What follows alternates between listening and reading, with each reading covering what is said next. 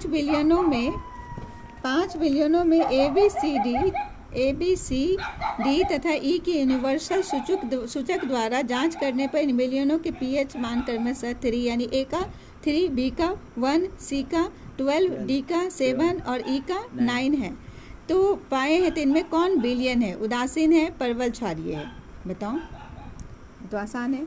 D A क्या हो जाएगा? ए का 3 है तो ये अम्लीय हो जाएगा, ठीक है। बी क्या हो जाएगा? 1 है तो अम्लीय हो जाएगा। सी क्या हो जाएगा? 12 है तो ये क्षारीय हो जाएगा। और डी क्या है? 9 है, नहीं डी 7 है तो ये उदासीन हो जाएगा। डी क्या उदासीन है? कौन सा? डी क्या है? उदासीन है। और ई 9 है तो वो परवल क्षारीय तो होगा तुम्हारा कौन सा? सी 12 है ना, सी का कितना है? 12, तो परवल क्षारीय हो जाएगा सी, और उदासीन हो जाएगा तुम्हारा डी 7, ठीक है। एक डी क्या होगा? बिलियन उदासीन होगा। सी नंबर जो है बिलियन परवल क्षारीय होगा। बी नंबर बिलियन परवल अम्लीय होगा, बी का 1 है। और ए का तुम्हारा दिया हुआ है 3 तो ये दुर्बल अम्लीय हो जाएगा।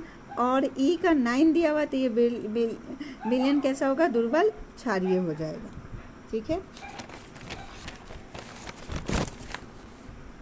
नेक्स्ट क्या है?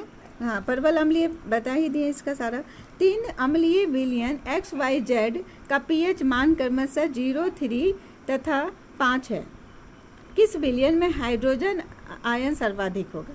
यानी X का कितना है? 0, Y का कितना है? 3 और Z का कितना है? 5। तो किस बिलियन में हाइड्रोजन आयन सर्वाधिक होगा? तो बिलियन Z का पीएच मान 0 है, नहीं X का 0 है ना। 3 अम्लीय बिलियन XYZ का पीएच मान क्रमशः है 0, तो X का 0 है, ठीक है। तो पीएच मान X का कितना है? 0। तो बिलियन Y का पीएच मान कितना है? 3 और Z का पीएच मान कितना है? 5, ठीक है। इसलिए बिलियन X का हाइड्रोजन आयन 1 × 10⁻⁻0 होगा। तो बिलियन Y की H सांद्रता में 1 × 10⁻³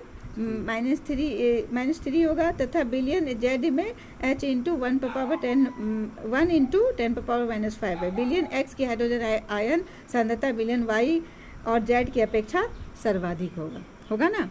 X का 0 है तो इसमें पूछ रहा है कि किस बिलियन में हाइड्रोजन आयन सर्वाधिक होगा? तो किसका होगा? X का।